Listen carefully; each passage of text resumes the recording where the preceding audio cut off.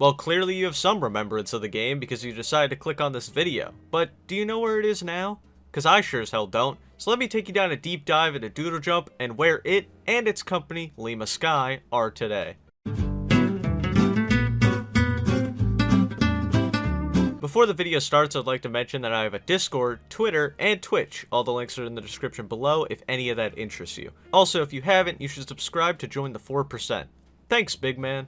Releasing back on April 6th of 2009, Doodle Jump was, and still is, as far as I know, available on iPhone, Android, BlackBerry, Nokia, Xbox 360, web browser, and the DS. Once again, further proving it is the best console of our generation, but some of you aren't ready for that conversation. It can also be found in arcades nowadays, along with many other mobile games that have also sold their souls to Dave & Buster's. In Doodle Jump, you're this little bug alien thing named the Doodler, which is coincidentally the same name as a vicious serial killer from the 70s. Your goal is to continuously jump upwards on these platforms that get progressively harder to land on, and to make it as high as you can while avoiding obstacles and shooting enemies. It's a fun and extremely simple game, which made it extremely popular to many people worldwide as it was easily accessible. And in doing research about Lima Sky, I found out they have a Twitter, and also haven't posted in over 3 years. But I also saw them tweet that the original code for Doodle Jump was written all the way back in the 80s, which makes sense because of its more simplistic gameplay and design echoing those of that era. Either way, the game was a complete hit, and by December 11th of 2011, it had reached more than 15 million downloads over all of its platforms. And when I check currently on the Google Play Store alone, it is over 50 million downloads in current day.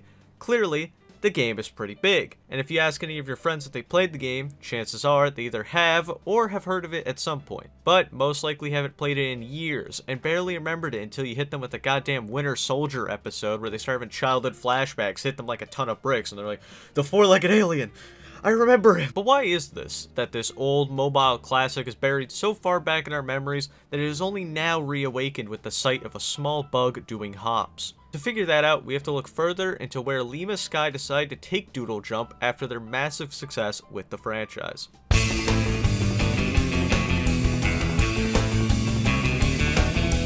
From what I could tell from my countless amount of research on the topic, it appears as though Lima Sky's first game was indeed Doodle Jump. The company was formed in 2008 by Igor and Marco.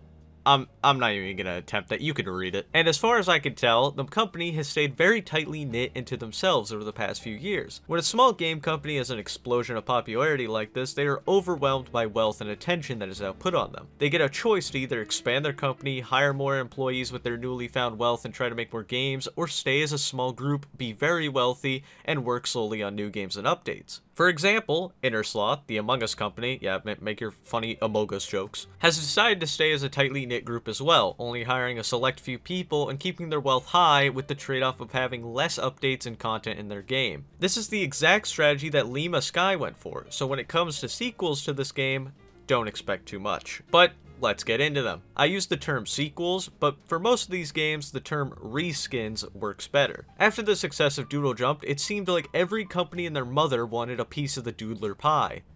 That sounds awful. Several reskin versions of Doodle Jump were made, including, but probably not limited to, SpongeBob SquarePants, DC Superheroes, Thanksgiving, Christmas, Halloween, Easter, Hop, yes, that one movie about the CGI rabbits, which had that one dude who only seems to act with CGI characters.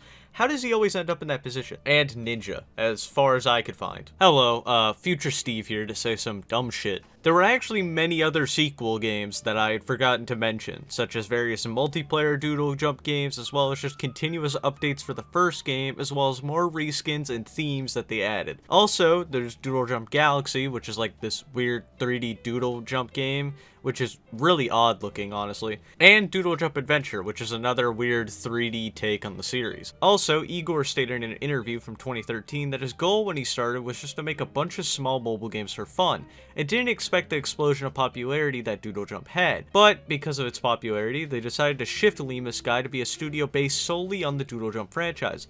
We started making games and apps, so that was the business, and it turned into building a brand, Doodle Jump.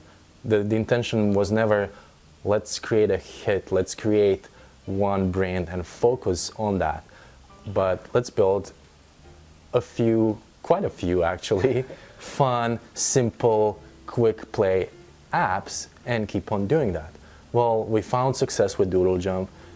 Yes, part of it was luck, but a lot of it was being in the right place at the right time, which you can call luck, and also hard work, which goes without saying, but people need to be reminded of that because a lot of them think it's just you put an up out there and it works. His new goal had become to expand Doodle Jump and to explore different games with it and explain its backstory, to try and express the character that so many people had fell in love with in new and different ways. I feel like even though the success of Doodle Jump turned him into a corporate figure, he may still have some love for what he does, and even if to some of us it looks like these sequels are just some trashy ripoffs, they still have good intent. Or maybe he's lying straight to our face, who knows. Also, apparently Aiden McCarthy was also a developer on the game, so my bad, Aiden. Soon after many of these sequels are made, it seems Lima Sky decided to join forces with Imangi Studios, the Temple Run team. But seeing that the last game they made was Temple Run VR back in 2014, I don't think this partnership really went anywhere. Also, all these reskinned games were nowhere to be found on my Google Play Store, and I don't know where you would find any of them if you wanted to play them, so good luck. The only true sequel that Lima Sky seems to have developed was Doodle Jump 2, released all the way back in December 21st of 2020. The game is almost half a year old as of this video's release. Being released 11 years after the original game, this game is the first game, but more content. Not that that's a bad thing necessarily, that usually is what a sequel is supposed to be, but it's been 11 years by this point. It's not a bad game, it's just the first one, but a lot more content. And that's great, but I think the greatest part about this sequel is that it was made. Clearly, Lima Sky has enough money from the first game, its reskins and merch, to live the rest of their life in paradise. Even with all this wealth, they still decided to make a sequel to the game. Not for their own financial gain, but for the fans of the original, which is something I can respect, even if I'll never play it past today. They also made comics for this game, which is not exactly an original idea, but you know.